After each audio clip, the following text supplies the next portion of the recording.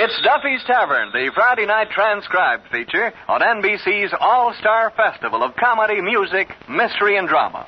Brought to you by RCA Victor, world leader in radio, first in recorded music, first in television, and by the makers of Anacin for fast relief from pain of headache, neuritis, neuralgia. Here we go, friends, to Duffy'S Tavern with our guest, Vincent Price, and starring Archie himself, Ed Gardner. Hello, Duffy'S Tavern, where do you eat meat to eat? Archie the manager speaking. Duffy ain't here. Oh, hello, Duffy. Hey, guess who's coming down tonight? One of the finest actors of our day, Duffy. No, not Dustin Farnham. No, not Hobart Bosworth. Duffy, I said our day, not yours. It's Vincent Price, Duffy. You know the guy. He plays the hate interest in them psychopathical murder dramas. You know, he's always the louse. Pictures, when Price says, I think I'll take the head off, he ain't talking about a beer. Does all them dirty, nasty characters, though, in a real suave manner, sort of a soft-spoken loudmouth.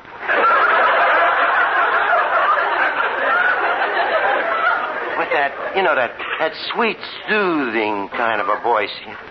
Don't know whether you should listen to it or pour it on a wapple. But in person, Duffy, he's different. He's every inch a gentleman, with lots of savoir-faire, the type of a guy you just know that he looks dignified in his long underwear. How's the crowd here? Oh, it's the usual after the night court crowd. Well, look, I got an idea how we can swank up the place if you listen. Well, look, Duffy, who are the biggest spenders? Actors, see? And it's obvious why. You see, actors never have any dough. But they don't want nobody to know it. So, ergo, they spend it like mad. Yeah, well, my idea is to turn this joint into an exclusive private club where only actors can be members, see, like the Lambs Club. Yeah, well, we'll get Vincent Price and call it the Hams Club. All right, I'll call you back, Duffy. Hey, Eddie, now look, I want this club to be different. Now, the first thing we do is to drill one of them peek holes in the door, huh? Well, why does this hole in the wall need a hole in the door? Eddie, every club's got one, so that sort of management can look out and see that nobody gets in but bona fide members. Well, if you put a peek hole in the door, nobody is going to come in. Why not? Well, if you can look out, they can look in. Now, Mr. Archie, how are you going to get any actors to join this club? By signing up Vincent Price. You see, Eddie, we've built a better mousetrap here, but in order to catch the right mice, we have to bait the trap with the proper piece of cheese.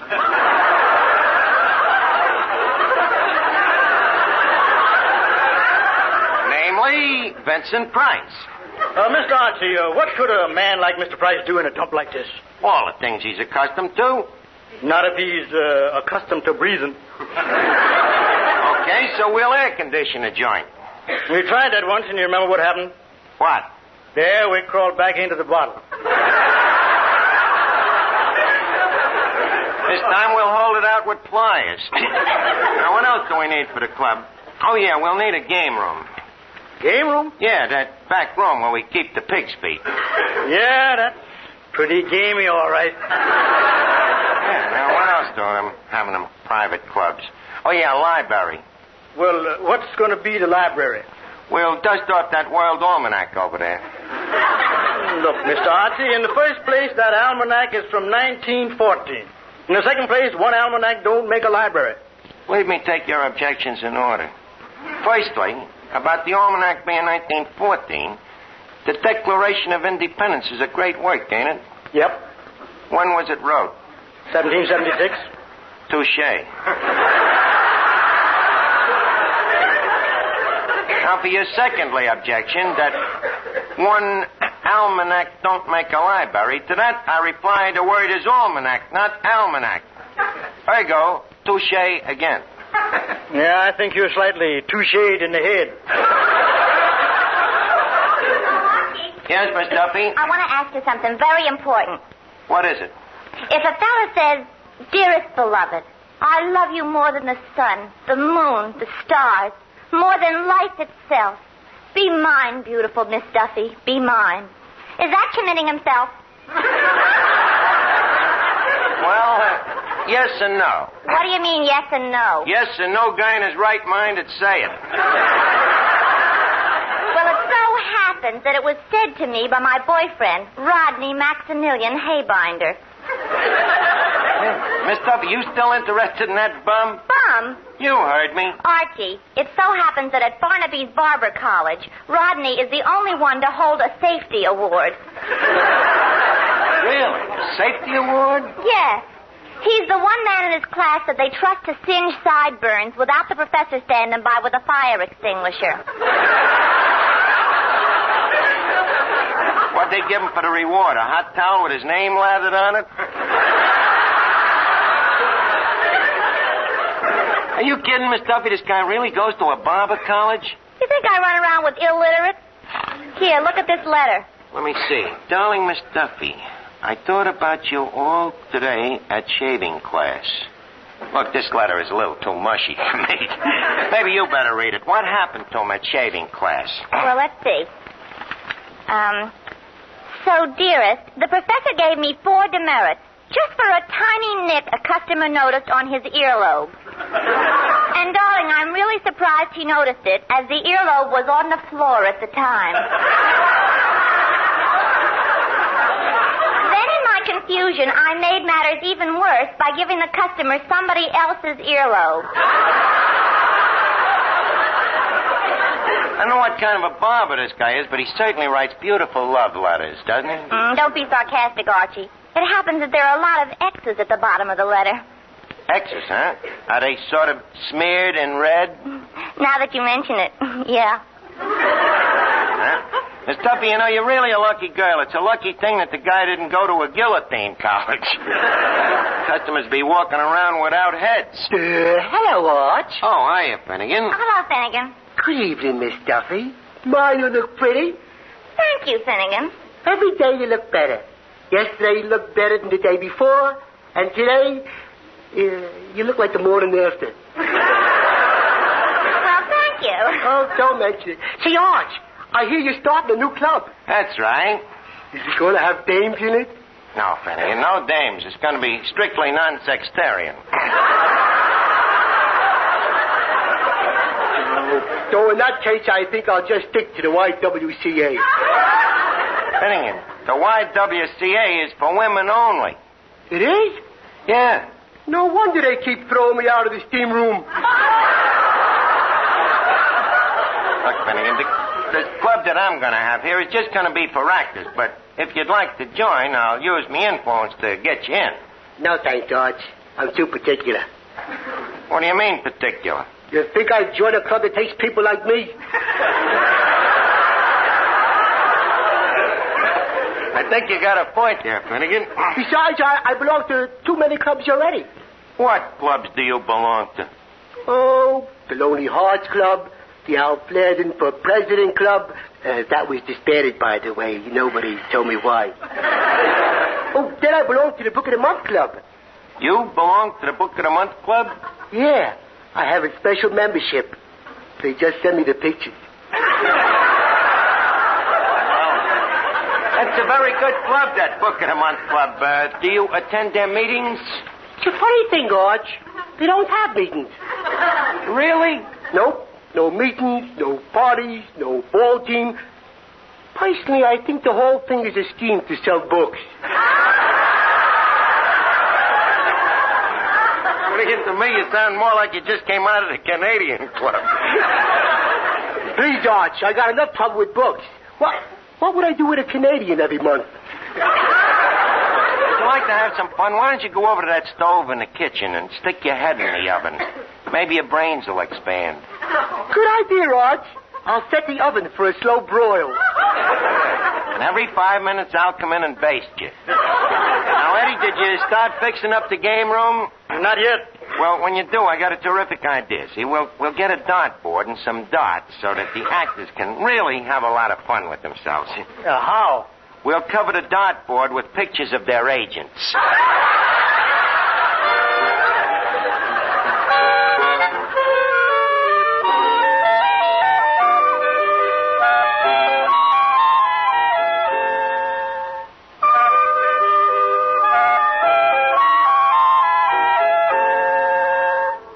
Artie, the game room looks pretty good here, except for one thing. What's that? I don't think our more conservative members will like this picture of September morn. Tell you what you do. What? Put a hatchet in her hand, and we'll call it Custer's Last Stand. Now, let's see. What else does the club need? Members? Members? Oh, don't worry, Eddie. With Vincent Price joining up, we'll have all the actors from Hollywood dropping in. Well, if they're going to drop, this is the place to do it.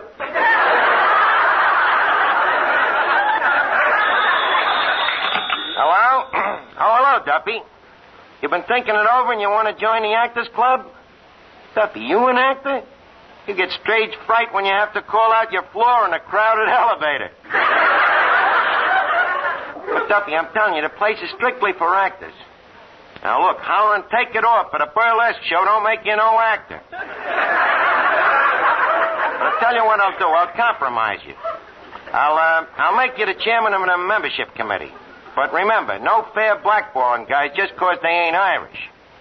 Okay, Duffy. Now, Eddie, I gotta get this dart game set up. Where's the pictures of them agents? Right here. Yeah, the agents' pictures, yeah. You know, they ain't gonna be easy targets. Why not? Even in the pictures, their eyes keep shifting back and forth.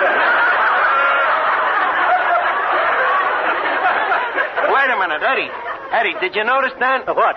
A dart just hit that agent right in the middle of his package. Then our first actor must be here. He is the spotlight, if you please. Well, it's Vincent Price.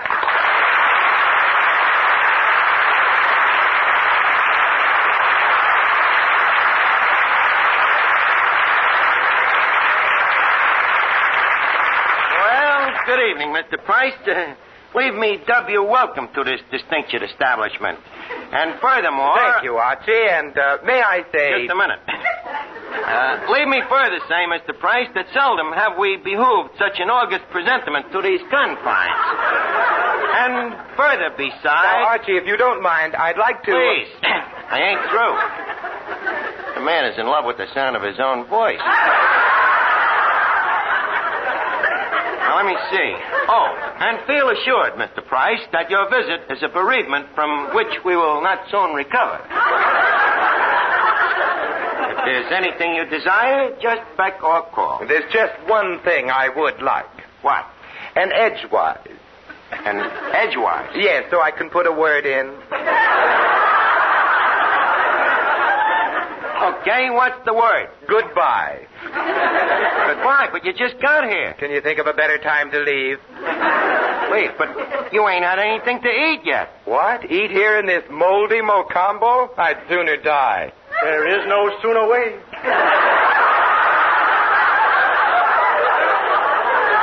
Quiet, Eddie. Well, Vincent, I'm glad I'm finally meeting up with you, especially after so many of our friends have said that we resemble each other. Our friends say that? Yeah, lots of them. Then let us be known by our enemies. I'm glad to see that you're a philosopher about it, Vincent. I didn't get sore neither. But, as I look at the both of us, I can see the resemblance. Take our builds. We're about the same height, and, what do you weigh? About 190. Well, there you got about 90 pounds on me. Of course, me shoulders is a little narrower than yours. Oh, Archie, they only seem narrower because your ears stick out so far. Well, that's logical. But you believe me, Vincent, you darken me up a little, give me an hour with a curler, dab a little makeup on me, and I'd look enough like you to spit at your image. But there's one way in which you and me is different. Huh? Thank heavens for that. What is it? Our diction. Oh, yes, of course. Our addiction. Yeah, yours is lousy. Yeah, me, I like to use big words, Big words, huh? Yeah. Well, I can think of one right now. Oh, yeah? What's yours? I hesitate to tell you. I bet I can think of an even longer one. In fact, I started using big words the minute I learned how to talk. How old were you when you learned how to talk? 19. See, and by that time I was already in college. You went to college? How do you think I got so cultured? You are cultured? You don't believe it? Recite some Shakespeare to me. I'll show you how intelligent I can look. Well, I doubt it, Archie, but you aroused my curiosity. Very well. He jests at stars that never felt a wound. But soft, what light through yonder window breaks? It is the east, and Juliet is the sun. Hey, Arch. Yeah, Finnegan. Who's the mushmouth?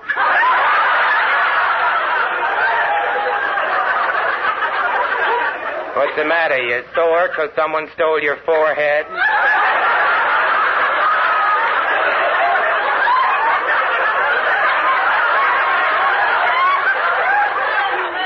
Hey, Arch. Can I punch this guy in the nose? Please, no.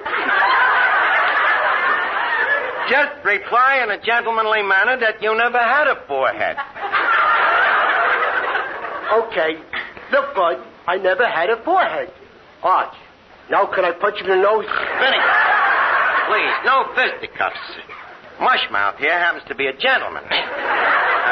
Perhaps I better introduce you. Vincent Price, Clifton Finnegan. Highbrow, no brow. Okay, Bud. Let's shake hands and be friends. Isn't there a more sanitary way? Hey,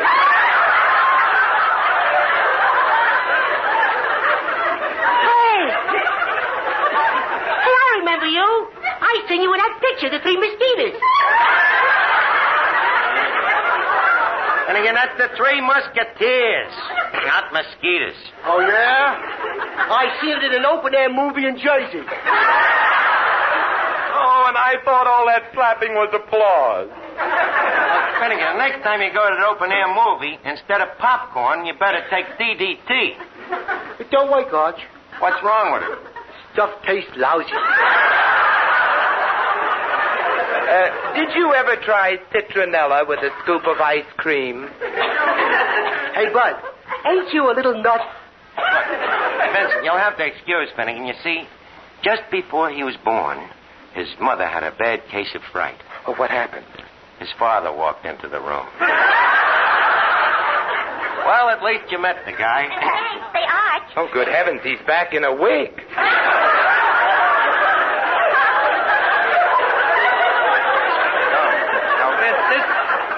This is Miss Duffy, man's best friend. Well, Miss Duffy, I can't tell you how happy it makes me to have this opportunity of meeting you. This guy's a better actor than I thought he was. Oh, shut up, Archie. Oh, Mr. Price. Yes? I'm not doing anything tonight. That does not surprise me.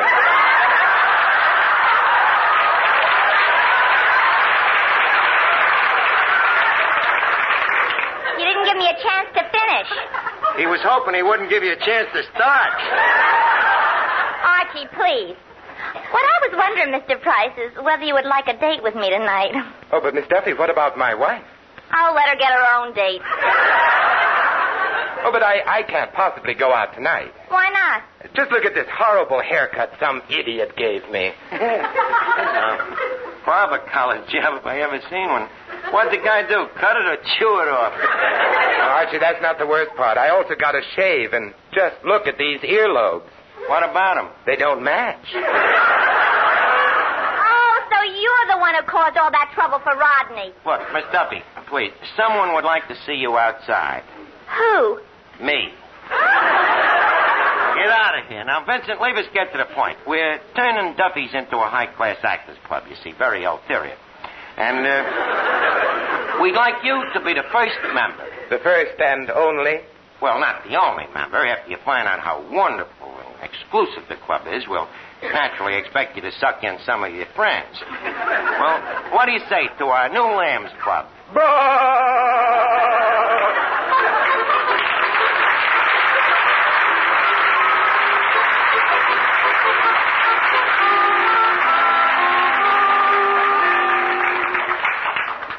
you suffer from pains of headache, neuritis, or neuralgia, you should discover what many thousands have known for years, that Anacin brings incredibly fast, effective relief. Anacin is like a doctor's prescription. That is, Anacin contains not just one, but a combination of medically proven active ingredients in easy-to-take tablet form.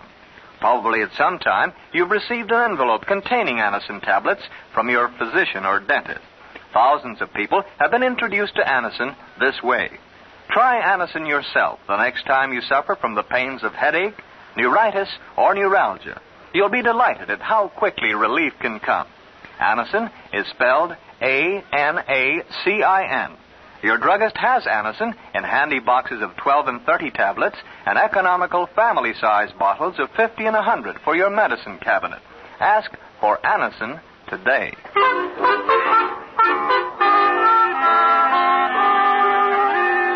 No kidding, Vince. This club's going to be wonderful. Just picture a warm, luxurious room, a roaring hearth in the fireplace. Low lights, you know, and soft dive-ins, them little day beds. Pictures of great actors hanging on the wall. Edwin Booth, Sarah Bernhardt, Richard Mansfield, Abbott and Costello, Maury Amsterdam. All of them. What about my picture? Your picture, yeah. I think I have the very place to put it. Oh, no, you don't. Oh, you ain't heard me out. We'll hang it in a place of honor, under the pig's feet. Under them? Don't I even get top billing? Why should you? After all, don't forget the pig's feet have been here longer than you have. Well, what do you say? Will you join if I can get you in? Well... Good. Oh, just excuse me. Hello? Hello, Duffy. We got good tidings. Vincent Price wants to join the club. What? Duffy, I can't do that. No, you can't with a guy like Price. Okay. Mr. Price. What? The chairman of the membership committee desires you to audition. Audition? Yeah. You see, this club is only for actors, and the chairman has certain doubts. Well, hasn't he seen any of my pictures? That's what gave him the doubts. Tell him to go soak his head. Right now, he's too busy with his feet. Now, what do you say? Will you give the audition? I'm sorry I can't. Why not? Well, as I said, if I auditioned for that horrible Duffy, I'd be a bigger ham than I think I am, and I couldn't be. Don't worry, you are. So what do you say? Duffy's listening. Well, all right. I'll start off with a recitation. Good. Why don't you give him a little of that Shakespeare, huh? Very well. To be or not to be, that is the question. Hold it, Vince. Hello? Okay, Duffy. Not to be.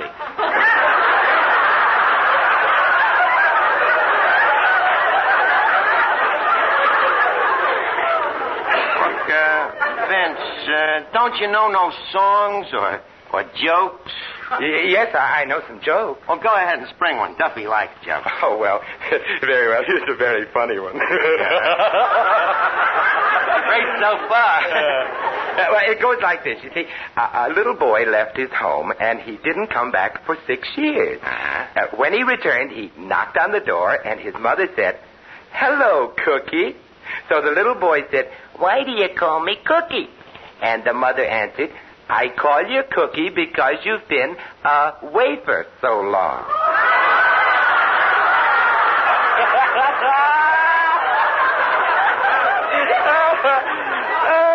A wafer so long. Do you get it, Archie?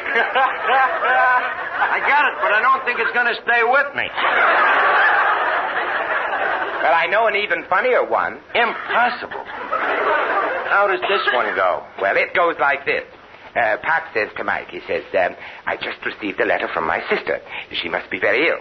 So Mike says to Pat, "Really? How do you know?" So Pat replies, "Well, she started the letter by saying, 'I'm in Chicago sick.'" Oh, Archie, I'm afraid I messed it up. I should have said, "I'm in Chicago ill."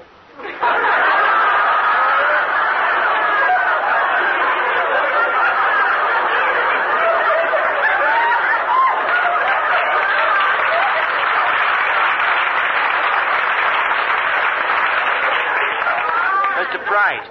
It just happens that that joke just reached Chicago dead. Better tell another one, Vincent, but not quite so funny this time. I don't want to split my spleen. Well, Archie, do you think Duffy knows the one about the woman who says, I just bought a dog, and the man says, spit? And the woman says, nobody drools a little. Hello? Okay, Duffy. Well, Vince, so much for jokes. What else can you do? Well, I can sing a bit. You can sing, huh? Mm-hmm. Okay, take a try at it. Well, very well. Stand back now. You made me what I am today. I hope you're satisfied. You dragged and dragged me down until the hope within me died. I think what's going to happen with You shattered each and every dream. You fooled me from the start. Vince. And although you're not true, may God bless you. That's the curse of an aching heart.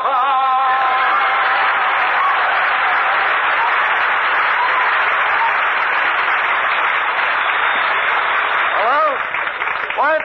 Well, how would you like to be standing right here next to it?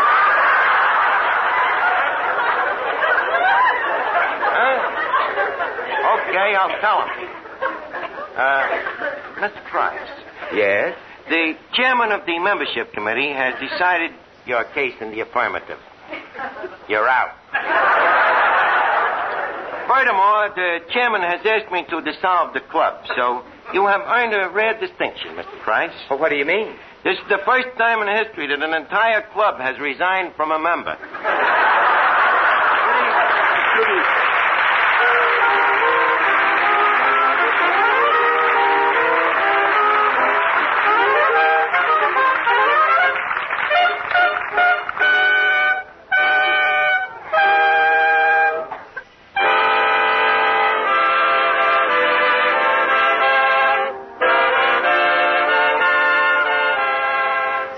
Listen again next week, friends, to Duffy's Tavern, the Friday night transcribed feature on NBC's All-Star Festival of Comedy, Music, Mystery, and Drama. Brought to you by RCA Victor, world leader in radio, first in recorded music, first in television. And by the makers of Anacin for fast relief from pain of headache, neuritis, and neuralgia. Listen tomorrow evening for The Man Called X, starring Herbert Marshall, the Saturday night feature of the All-Star Festival.